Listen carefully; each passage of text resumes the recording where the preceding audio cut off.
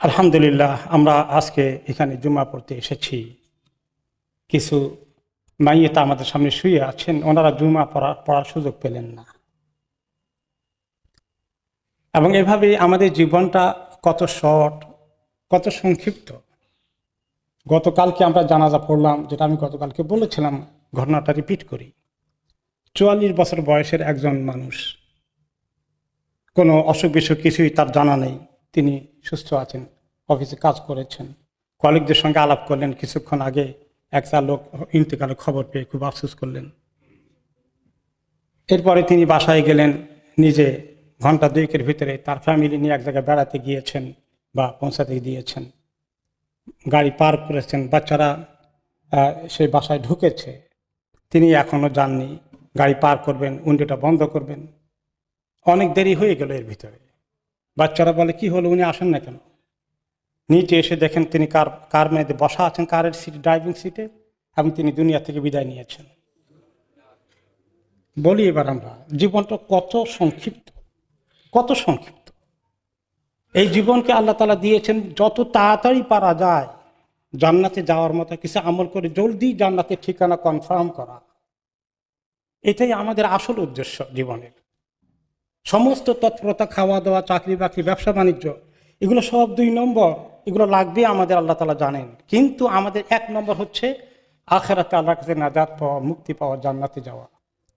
এই জন্য আমাদের সময়গুলোকে কিভাবে আমরা কাজে লাগাবো এবং কিভাবে আখিরাতের জন্য সব সময়, প্রত্যেক দিন, প্রত্যেক রাত আমাকে আমল করে রেডি হতে হবে, এই কথাগুলো আল্লাহ তাআলা আমাদের দৃষ্টি আকর্ষণ করে বলেছেন যে, হে ঈমানদারগণ, আল্লাহকে ভয় করো, ভয় করার মতো খবরদার ভালো মুসলিম না হয়ে তোমার জন্য মৃত্যু না হয়।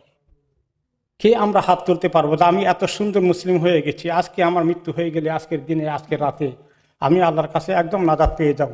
এরকম কেউ আমরা নিশ্চিত হতে পেরেছি? কখনো।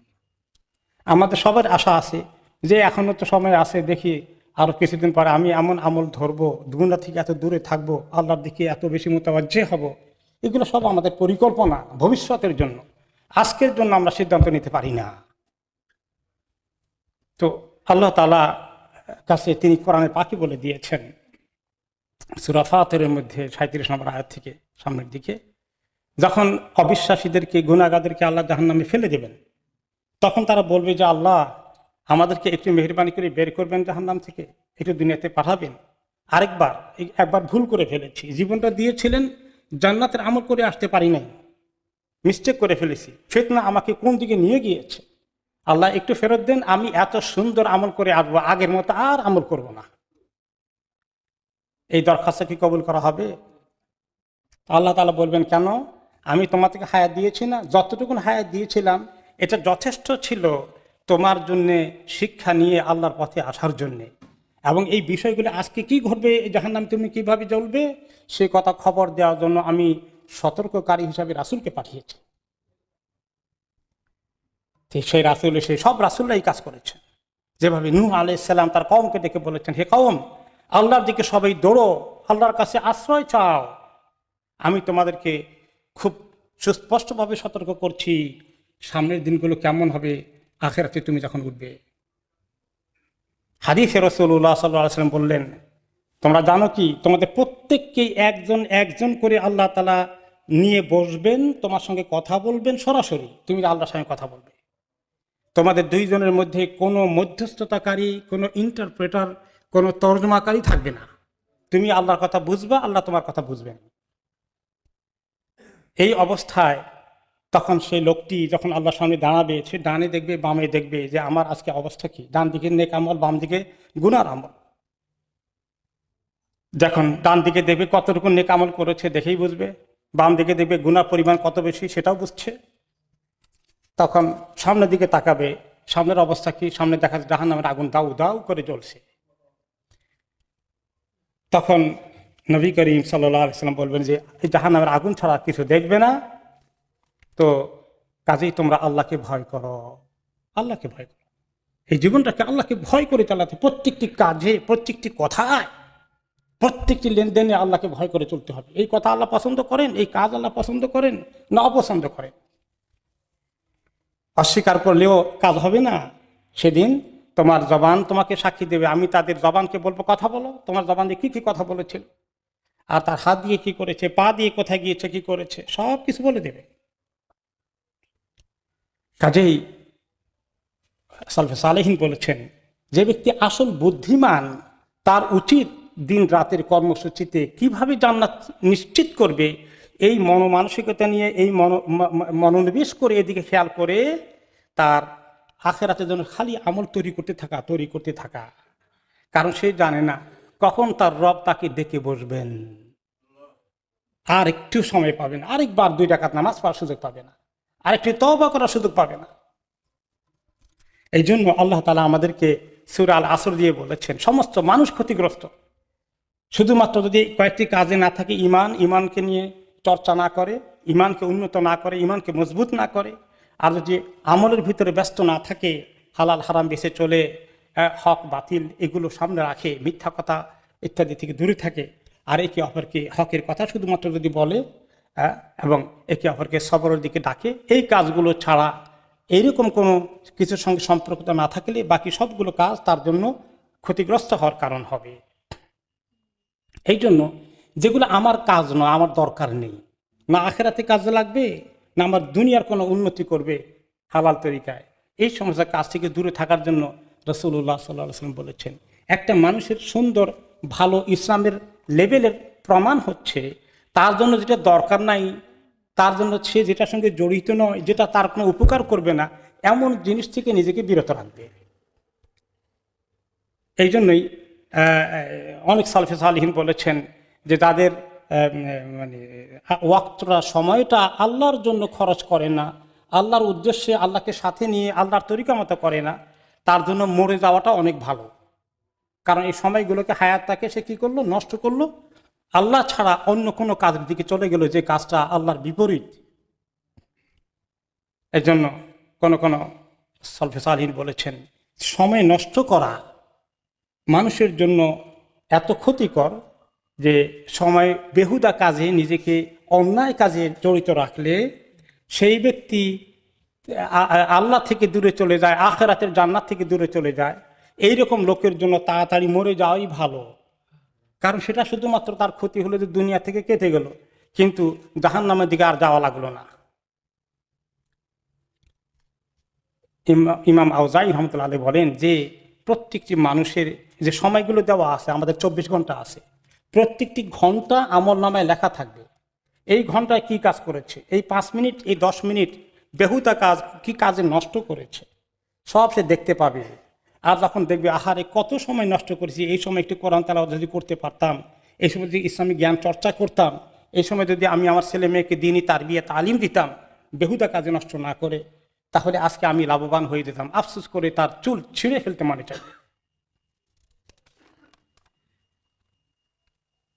অনেক ওলামায়ে কেরাম বলেছেন, ইবনুল ওয়াজির রহমতুল্লাহ আলাইহি বলেছেন যে অধিকাংশ মানুষ দেখবেন যে তাদের কথাবার্তার মধ্যে ব্যস্ত থাকে কোনটা নিয়ে, যেটা তার কোনো দরকার নাই, যেটার মধ্যে কোনো ফায়দা নেই, বেহুদা কাজে প্রচুর লোক প্রচুর সময় নষ্ট করে। এরপরে এই যে এখন দেখতে পাচ্ছেন আপনারা সোশ্যাল মিডিয়া, আগে তো টিভিতে বসে বসে সময় নষ্ট করতে, এখন এত বড় স্ক্রিন লাগে না, ছোট স্ক্রিন আছে, পকেটে রাখা যায়। এইটা কি পরিমাণ সময় নষ্ট করছে। আর এই সোশ্যাল মিডিয়ার মধ্যে মানুষ দেখে যে কার কোন দোষ আছে, কে কোনটা করেছে, কে কার বিরুদ্ধে কি করেছে, এইগুলাকে কিভাবে ফাঁস করা যায়, প্রকাশ করা যায়, সারা দুনিয়া ছড়িয়ে দেওয়া যায়। আহার এই কি নেকির কাজ করছে।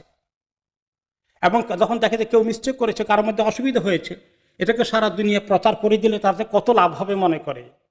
আর সে ব্যাপারে ইমাম ইবনে কাইয়িম রাহমাতুল্লাহ আলাইহি বলেন, কেউ দেখো তোমার 2 ভাইয়ের মধ্যে কিছু লোকের মধ্যে গণ্ডগোল হয়েছে, অসুবিধা হয়েছে, এগুলাকে তারা সমাধান করে ফেলছে বা করবে, আগামীতে করবে, করার প্রচেষ্টায় আছে, এগুলাকে সারা দুনিয়া করে দেয়। কে কার বিরুদ্ধে কী বলেছে এগুলোকে প্রকাশ করে দেয়, খালি প্রকাশ করে, খালি প্রচার করে। সেই ব্যক্তি বড় ক্ষতিগ্রস্ত হয়ে গেল। তুমি যদি দেখো তোমার কোনো ভাই কোনো জায়গায় একটু অসুবিধা করে ফেলেছে, এই খবরটা সারা দুনিয়া ছড়িয়ে না দিয়ে বরঞ্চ তুমি যদি মুমিন হও, আহারে বেচারা একটু অন্যায় কাজ করে ফেললো, তোমার দিলে কষ্ট আসা উচিত। যেভাবে তুমি নিজে কোনো অন্যায় করে ফেললে কষ্ট পেতা, তোমার পা ফসকে গেলে, আছাড় খেলে তোমার যেরকম কষ্ট লাগে, আরেকজন আষাঢ় খেলে তুমি হা হা করে হাসো। তুমি মনে করো আরে ওই যে আষাঢ় খেলেও কষ্ট পেয়েছে, আমার এরকম আষাঢ় খেলে আমার কষ্ট হয়ে যেত, তার জন্য তুমি দুঃখ প্রকাশ করো। মানুষের বিরুদ্ধে অপপ্রচার করা এবং এগুলোকে ছড়িয়ে দেওয়া, এতে এত বড় জঘন্য অন্যায়। আরেকটি হাদিসে এসেছে, যে ব্যক্তি কোনো মুসলমানের কথাবার্তা কাজকর্মকে সারা দুনিয়া ছড়িয়ে দেয়, হয়তোবা সেই কাজ আদৌ করেনি, তাহলে কি হবে? তাকে অপমান করে দিল, তার মানিজ্যতকে নষ্ট করে দিল, মানুষের কাছে তাকে ছোট প্রমাণ করার জন্য চেষ্টা করলো। তাহলে কিয়ামতের দিন অবশ্যই আল্লাহর দায়িত্ব হয়ে পড়ে এই লোককে জাহান্নামের আগুনে গলিয়ে দেওয়া। লবণ যেভাবে গলে যায়, তাকে জাহান্নামের আগুনে এরা বা গলিয়ে দেবেন আল্লাহ তাআলা। এত বড় অন্যায় আমরা করি, নিজের কত বড় ক্ষতি করছি। বাংলা কথা আছে, নিজের নাক কেটে পরের যাত্রা ভঙ্গ করা, যদিও এটা কুফরি কথা, ইসলামী কথা না, কিন্তু এর অর্থটা হচ্ছে নিজের ক্ষতি করে হলেও আরেকজনের যদি ডুবানো যায়, তাহলে এই সুযোগ ছাড়া ঠিক না। এটা কারো কারো ফিলোসফি হয়ে গেছে। এই ফিলোসফি কত ক্ষতিকর একটু চিন্তা করি আমরা।